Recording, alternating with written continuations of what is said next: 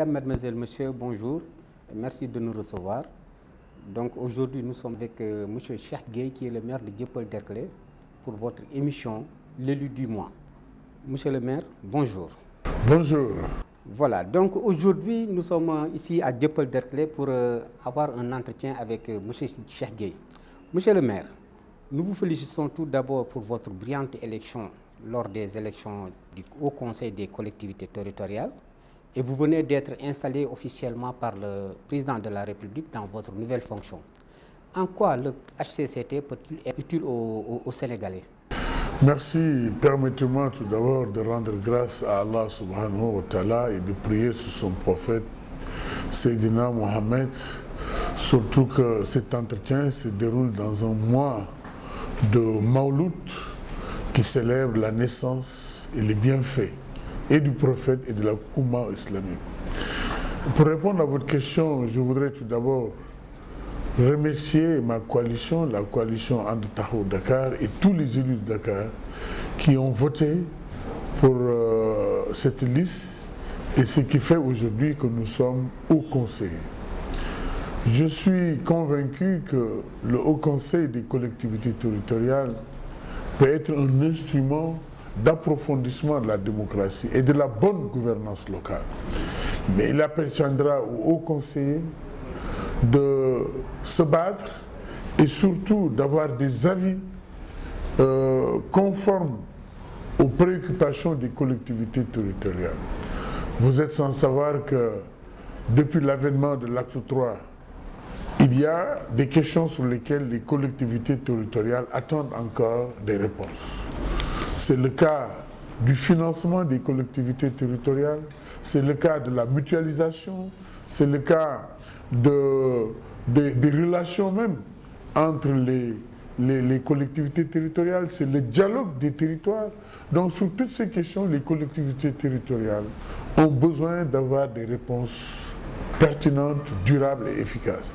Et je pense que le Haut Conseil des collectivités territoriales peut servir d'outil, d'instrument pour mettre en place ces mécanismes de concertation, de consultation, d'échange et de bonnes pratiques qui vont justement être partagées par les collectivités territoriales et faire de sorte que les collectivités territoriales puissent assumer la plénitude de leur mission, dont principalement celle qui consiste à contribuer à assurer le bien-être des populations.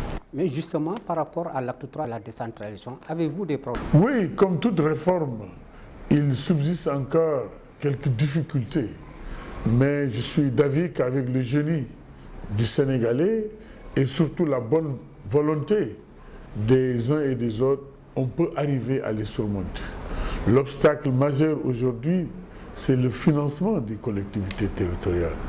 Nous attendons beaucoup la deuxième phase de l'acte 3, qui est consacrée justement aux finances et au financement des collectivités territoriales. Parce que vous êtes sans savoir qu'avec l'avènement de l'acte 3 et la dévolution du patrimoine, beaucoup de collectivités territoriales ont des difficultés à faire dans des investissements. L'essentiel du budget est affecté au fonctionnement. Alors que nous avons effectivement à inverser la tendance et à faire dans les investissements, à prendre en charge les préoccupations des populations, à investir le secteur de l'éducation, le secteur de la santé, le cadre de vie, la qualité de vie, l'environnement et d'autres activités qui aujourd'hui intéressent les populations. Et je pense que le moment est venu, surtout que il y a de cela quelques mois, le président avait invité à faire un bilan de la première phase et à mettre déjà les jalons de cette deuxième phase qui sera la bienvenue et qui va nous permettre, j'en suis convaincu, de disposer de moyens conséquents pour jouer véritablement notre mission. Voilà, justement, donc revenons au niveau du HCCT. Donc après Moustapha Niasse à la tête de l'Assemblée nationale, maintenant c'est au tour de Ousmane Tanor Dieng de diriger la 4e institution de la République. Est-ce une partage du gâteau selon vous? Je ne suis pas très favorable à ces formes d'interprétation. Mais l'interprétation étant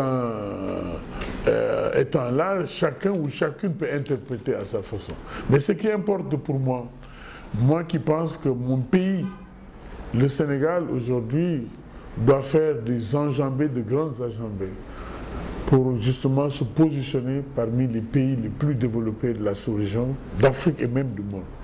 Nous avons besoin d'instruments qui vont approfondir la démocratie, qui vont permettre aux Sénégalais de se mettre au travail. L'Assemblée nationale, comme le Haut Conseil, doit être des instruments à la disposition des populations, de l'administration, pour que justement le Sénégal, hier, aujourd'hui comme demain, puisse se hisser, n'est-ce pas, au même niveau que les pays les plus développés dans le monde. Moustapha Niasse, homme d'État, au regard de sa trajectoire, de sa posture, je pense qu'il est un homme dont le profil a permis justement d'occuper la présidence de l'Assemblée nationale. Aujourd'hui, c'est au cas de Ousmane Tanor Dieng, nommé président du Haut Conseil. Je pense que c'est sur la base aussi de sa posture, de sa trajectoire, mais surtout de l'homme d'État qu'il est. Et nous attendons beaucoup de cette institution. Il appartiendra au président de l'institution qui est Ousmane Tanor Dieng et à ses membres, justement, de faire mentir ces Sénégalais qui pensent que c'est une institution de trop, une institution budgétivore. En quoi faisant? En se battant, en se consacrant, en étant au service du Haut Conseil et en faisant bouger les choses. Je l'ai dit tout à l'heure, les collectivités territoriales étant le lieu de prédilection de politique publique, ont aujourd'hui un rôle extrêmement important à jouer. Et je pense que sous ce rapport, quelles que soient les personnes, ce qui importe, c'est la marche du pays. Et je pense que c'est ça qu'il faut mettre en avant, au lieu que ce soit les personnes elles-mêmes qui, en fait, ne règlent pas véritablement. Le vrai problème du Sénégal, ce n'est pas un problème d'homme, c'est un problème d'institution, c'est un problème de mécanisme, c'est un problème d'engagement et de conviction. Revenons un peu sur votre gestion ici au niveau de la mairie de Derklé. Depuis 2014, vous êtes officiellement installé comme maire de la commune. Pouvez-vous nous faire le bilan d'étape à mi-parcours? Bilan d'étape, ce qu'on peut dire très sincèrement, et je voudrais saluer votre organe, si mes souvenirs sont exacts, vous étiez même présent au moment de la passation. Et nous avions à l'occasion de l'allocution beaucoup insisté sur ce qui devait être notre feuille de route. Entre autres, nous avions pris l'engagement d'avoir un plan de développement communal, ce qui a été fait avec les jeunes de la commune. Et sur la base de ce document, nous avons essayé autant que faire se peut d'assainir les fonds de la commune. D'abord en informant de tout ce que nous faisons, mais surtout en respectant la procédure en termes de passation de marché. Je pense que c'est important. Nous avons rétabli l'autorité. Aujourd'hui, nous avons mis en place des mécanismes de concertation, d'échange avec les différents acteurs et parties prenantes de la commune. Nous avons organisé les femmes en réseau et nous avons pu permettre à ces femmes d'accéder au financement à hauteur de plus de 60 millions. Nous avons permis même à ces femmes d'avoir aujourd'hui un métier. Au moment où je vous parle, nous sommes à l'organisation de séminaires de capacitation de ces femmes. Nous avons au niveau de la petite enfance essayé de faire un peu dans la socialisation avec la circoncision. Nous avons au niveau de l'éducation aussi apporté notre petite touche et nous envisageons même pendant les fêtes de Noël avec le groupe de travail de reprendre, de réhabiliter toutes les infrastructures scolaires de notre commune, en carolant les salles de classe, en réglant le problème de l'étanchéité. Et c'est le lieu de féliciter à mi-parcours le travail déjà réalisé par ce groupe. Parce que c'est avec ce groupe et en relation avec l'UCG qu'on a procédé au nettoiement de toutes les écoles à l'occasion de la rentrée scolaire. Ce même groupe, avec la main-d'œuvre locale, nous avons procédé à la reprise de tous les tableaux et à l'installation de l'électricité dans toutes les salles de classe. Donc c'est dire que nous avons fait un appel à candidature et les différents corps de métier de notre commune se sont manifestés et c'est avec cette main-d'œuvre locale que nous allons réparer les tables-bancs, remettre l'électricité, faire le sol des classes, régler l'étanchéité, reprendre la peinture des écoles, faire de sorte que nos écoles soient des lieux de loisirs avant d'être des lieux d'apprentissage. Nous sommes en train aujourd'hui de reprendre les toilettes des écoles. Et au niveau de Derklé 3, où on devait commencer le travail, il y a un groupe d'anciens élèves qui s'est présenté à moi pour me dire qu'on leur laisse le soin de refaire ces toilettes. Et je pense qu'ils vont le faire. Donc, et cela participe dans ce que nous appelons la participation citoyenne. Nous avons même planté beaucoup d'arbres aux alentours des écoles. C'est pour justement mettre les écoles à l'abri des nuisances et des perturbations. Même s'il faut reconnaître qu'il y a encore du travail à faire à ce niveau-là, mais nous appelons tous les fils et toutes les filles de la commune, tous les amis de l'école, à venir nous accompagner pour que justement l'école soit vraiment un lieu de loisir. Nous avons au niveau des jeunes offert des bourses de formation. Au moment où je vous parle, nous sommes à plus de 200 jeunes qui, avec des conventions de partenariat avec des universités et instituts, vont poursuivre leurs études en termes de formation, d'éducation. Nous avons l'année dernière permis à plus de 100 jeunes d'avoir le permis de conduire. Ils donnent une contribution de 40 000 et le reste est pris en charge par la commune. Nous avons aussi procédé au nettoiement du marché. Ce n'était pas une question facile pendant tout un week-end. Et aujourd'hui, avec les commerçants, nous sommes en discussion pour voir comment construire des cantines et d'autres tables pour permettre justement de recaser l'excédent de commerçants qui occupent la voie publique. Et à ce niveau, nous avons fait des efforts avec la brigade. Il y a aujourd'hui des artères qui sont libérées.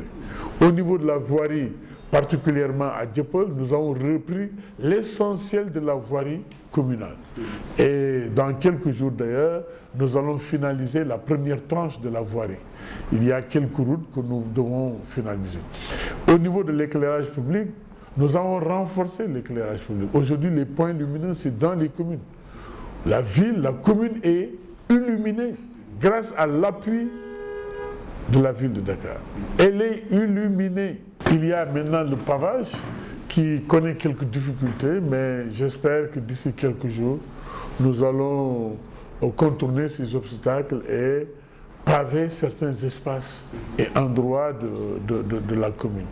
Les jours à venir, le premier adjoint d'ailleurs est sur le terrain, nous envisageons de reprendre les jardins, les espaces publics. Au niveau des allées Khalifa Ababakar Sy, toujours avec l'appui de la ville, on est en train de reprendre toutes les allées de Khalifa Ababakar Sy. On va reprendre l'aménagement, on va reprendre le pavage, on va reprendre même l'occupation et le mobilier qui est conforme justement à cet espace. C'est dire donc qu'à tous les niveaux, nous avons essayé, malgré les difficultés sur le plan financier, d'accompagner les populations. J'aurais pu parler justement au niveau sanitaire. Nous venons de livrer un lot de médicaments au poste de santé. Nous envisageons de construire une maternité au niveau du poste de santé. Le terrain de Castor, nous sommes dans un processus d'engazonnement et j'espère qu'on le fera. L'hôtel de ville de la commune fait partie aussi des programmes de l'État et récemment j'ai rencontré les différents responsables aussi bien des domaines que de l'AGEROUTE pour voir comment disposer d'assiettes foncières pour la construction de l'hôtel de ville et finaliser justement la voirie au niveau communal. Donc c'est dire que dans les différents secteurs, nous avons essayé quand même de faire bouger les choses, mais surtout en relation avec les populations. Sans oublier les efforts, la solidarité à l'occasion des fêtes religieuses, que ce soit le Ramadan, la Tabaski, la Tamkharit, les fêtes de Pâques, et d'autres cérémonies religieuses, les chants religieux. Nous avons essayé quand même d'être présents et surtout d'être avec les populations. Et maintenant sur l'affaire Barthélémy Diaz. Donc la date du 25 janvier a été retenue pour le procès et c'est une date butoir. Vous, en tant que maire, et en tant que membre de la coalition Taxawu Dakar, quelle lecture faites-vous de cette situation? D'abord, réaffirmer notre soutien, notre solidarité à notre collègue, ami et frère Barthélémy Diaz. Et je pense que depuis très longtemps, il avait demandé justement à ce que l'Assemblée puisse justement lever l'immunité parlementaire et vider ce contentieux. C'est important pour lui, c'est important pour l'opinion, c'est important aussi pour la mémoire de Ndiago Diouf. Je voudrais profiter de cette opportunité pour apporter toute ma compassion et ma solidarité à sa famille et prier à ce que Dieu l'accueille à son paradis. Mais je pense que c'est important aujourd'hui qu'on puisse vider ce contentieux. La date du 25 janvier étant retenue, et j'ai foi à la justice de mon pays, et je pense que le droit sera dit. Et les responsabilités seront situées, et la justice fera son travail. Mais je suis convaincu, comme Barthélémy l'a dit, lui-même qui le souhaite, sortira grandi de ce procès et continuera à exercer ses fonctions de maire, d'homme politique, parce que son ambition, c'est de servir ce pays. Son ambition, c'est de continuer justement à être un modèle, une référence. Actuellement, il y a une forte recrudescence de la criminalité. Selon vous, qu'est-ce qui est à l'origine de ces cas de meurtre? Et êtes-vous pour ou contre, par exemple, le retour de la peine de mort au Sénégal? Écoutez, il y a plusieurs facteurs qui peuvent expliquer ça, dont principalement la pauvreté, l'oisiveté, même les médias. Aujourd'hui, les Facebook, donc il y a tellement de choses, l'accès, la mondialisation, donc qui fait que nous avons perdu de nos valeurs. Ce qui fait que nous sommes dans une seule et même planète où les populations s'adonnent à des comportements qui sont parfois regrettables. Et c'est lieu d'ailleurs d'inviter toute la presse et tous les médias à s'investir pour justement amener à une rétrospection et à une prise de conscience collective et individuelle pour que les Sénégalais quand même puissent rester encore des êtres humains, normaux. Parce que nous voyons depuis quelque temps, quand même, on est en train même de nous dire, est-ce qu'un être normal est capable de tels actes?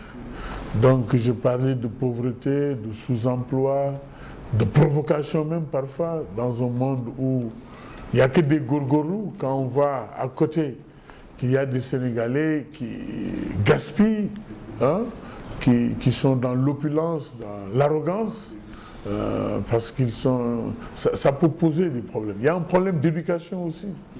Et il y a un problème de droit aussi. Parce que je suis d'avis que les fautifs doivent être jugés, sanctionnés. Et sous ce rapport, nous devons être vraiment un peuple de paix, de solidarité, de communion, de cohésion et d'unité.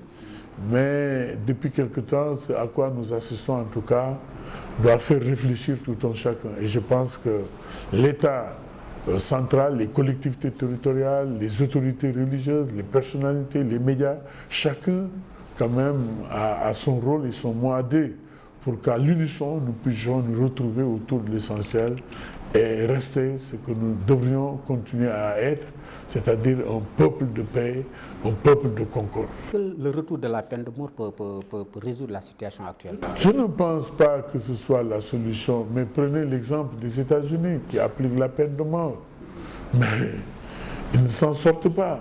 C'est toujours des crimes, des crimes odieux. Moi, je pense que le plus important, c'est la prise de conscience, c'est la conscientisation, c'est le formatage du citoyen. Et c'est l'éducation. Mais c'est aussi à ce que le droit soit dit, que ceux qui commettent ces actes soient jugés et à la mesure des actes commis, qu'ils soient sanctionnés. Donc si je pense que nous faisons cela, nous pouvons peut-être sans l'application même de la peine de mort, quand même rester un pays de paix, un pays stable. Donc maintenant, après le dialogue national que le président avait convié aux Sénégalais, hier c'était au tour par exemple de Banco Wattu Sénégal. Pouvez-vous nous dire vos impressions? Je pense que dans la marche du pays, on a toujours besoin d'espace, d'échange, de concertation, que ce soit des échanges francs, fructueux, profitables, au-delà même des parties prenantes, mais au peuple sénégalais, le peuple souverain. À chaque fois qu'on puisse dans les échanges trouver des plages de convergence et des consensus forts, profitables au peuple sénégalais, j'applaudis. Et le président de la République doit être dans cette posture. Il doit être dans cette posture qu'aujourd'hui, au-delà des contingences partisanes, qu'il est le président de la République. C'est à lui, justement, d'aménager ces espaces, d'inviter les Sénégalais, telle que soit leur contingence, tel que soit leur niveau ou appréciation, de discuter, d'échanger. C'est lui qui est élu. Et c'est lui qui rendra compte demain. Et c'est pourquoi je l'invite vraiment à élargir ces espaces, à discuter avec tout le monde, à échanger avec tout le monde, dans l'intérêt exclusif du peuple sénégalais. Donc la date du 2 juillet a été retenue pour les élections législatives. Actuellement, par rapport aux problèmes qui s'opposent au niveau des inscriptions, des cartes d'identité biométriques, pouvez-vous nous dire vos impressions? D'abord, se féliciter de cette date retenue, mais inviter surtout au respect de la tenue de ces élections à cette date-là. D'ici là, il y a à manger, à boire, surtout en ce qui concerne avec quel fichier. Je pense qu'on ne devrait même pas se poser cette question-là. On devrait le faire à partir de ces nouvelles inscriptions. Mais au rythme où les inscriptions se font, les difficultés ça et là, il y a lieu quand même de s'interroger. Et les inquiétudes s'expliquent parfaitement. Heureusement, nous, au niveau de la commune, nous avons déjà une commission, mais je passe souvent voir ou recueillir les avis des uns et des autres, mais ce n'est pas encore vraiment, ça ne se passe pas encore comme ça devrait se passer. Mais c'est normal, il y a un grand rush, tout le monde peut s'inscrire le même jour. Mais c'est le lieu de saluer les efforts et sacrifices consentis et d'inviter à élargir justement ces commissions pour que les Sénégalais, dans leur grande majorité, puissent s'inscrire dans de bonnes conditions, sans difficulté, et qu'on puisse avoir le maximum de Sénégalais inscrits pour avoir une bonne participation, une participation massive des Sénégalais à ces élections qui auront à choisir justement les députés. Donc je crois que nous sommes pratiquement au terme de notre entretien, mais je ne saurais terminer sans pour autant vous demander, bon, est-ce qu'on peut s'attendre à voir M. Cheikh Gueye rallier par exemple le camp de Khalifa Sall ou celui-ci créera son propre parti? Sous ce rapport, chacun a son parti. Ce qui nous unit, c'est les valeurs, c'est les principes, c'est les convictions autour justement d'un combat qui consiste à se battre pour Dakar, se battre pour les collectivités territoriales et en conformité des principes de nos partis. Son parti, le Parti socialiste, mon parti, la LD, il faut le rappeler, sont des partis qui appartiennent à Benno Bokk Yakaar. Et ce n'est pas interdit. Nous nous battons pour des principes, nous nous battons pour des convictions, nous nous battons pour le respect de chacun et de chacune. Je ne peux pas accepter qu'on soit une même et seule famille, mais à chaque fois que c'est toi qui prends le dessus sur moi. Mais si nous sommes d'une même famille, nous devons nous concerter, nous consulter, discuter, échanger et voir à chaque moment qu'est-ce qu'il y a lieu de faire et qui est profitable à l'intérêt général qu'on puisse le faire. Si tel n'est pas le cas, nous continuerons à nous battre. Et c'est ça qui nous rapproche, Khalifa et moi. Je ne pense pas que soit Khalifa ou moi-même ou d'autres avec qui nous partageons la coalition, que nous soyons dans une disposition de mise en place d'un parti politique. Non, nous sommes déjà dans des partis politiques et nous nous battons dans ces partis. Et je pense que c'est ça aussi le rôle et la mission d'un parti politique. C'est comment changer les choses, mais de façon positive, sans porter préjudice à des valeurs, à des principes, à des convictions. Nous, notre parti, c'est le Sénégal. Notre parti, c'est la commune. Hein? Donc, je pense que ce n'est pas une hypothèse sur laquelle nous pouvons vraiment nous épancher longuement. Mais ce que je peux vous dire, c'est quelqu'un pour qui j'ai beaucoup de respect, comme beaucoup d'autres Sénégalais, qui ont beaucoup de valeurs, de principes et de convictions. Maintenant, les choses étant ce qu'elles sont, laissons au temps de voir justement ce qui va se passer. Personne ne saura, seul Dieu sait. Voilà, monsieur le maire, nous vous remercions de nous avoir accordé cet entretien. Pouvez-vous nous dire le mot de la fin? D'abord, vous encourager et vous féliciter du travail que vous faites pour les Sénégalais de toute obédience et surtout demander aux Sénégalais, de quelque bord qu'ils se situent, de se cendre les reins pour que notre pays quand même puisse faire des bons. Le moment est venu pour la rédemption de notre pays. Nous devons, tous Sénégalais et Sénégalaises, vraiment nous retrouver autour de l'essentiel pour que dans nos collectivités territoriales, dans les pays de façon générale, qu'on ait un Sénégal qui progresse, un Sénégal qui avance. Faire de sorte que l'école se porte bien, que la santé se porte bien, que les jeunes puissent avoir un travail décent, que l'argent puisse circuler, surtout ça, que les Sénégalais puissent manger à leur faim, les Sénégalais des villes comme de la campagne, que chacun, en tout cas chaque Sénégalais, là où il est, puisse exercer ce dont il est capable dans la paix, dans la concorde, dans la stabilité. Et je pense que nous sommes à un moment très important en tant que croyants. Nous pouvons continuer encore à croire à notre pays, à croire aux leaders que nous avons. Demander surtout aux leaders que nous sommes d'être accessibles et d'être à la disposition de la communauté et des populations. Voilà en fait ce que je voulais ajouter en vous remerciant encore pour le travail que vous faites. Merci, monsieur le maire, de nous avoir reçus dans vos locaux. Voilà, nous vous donnons rendez-vous dans un mois pour votre émission, l'élu du mois.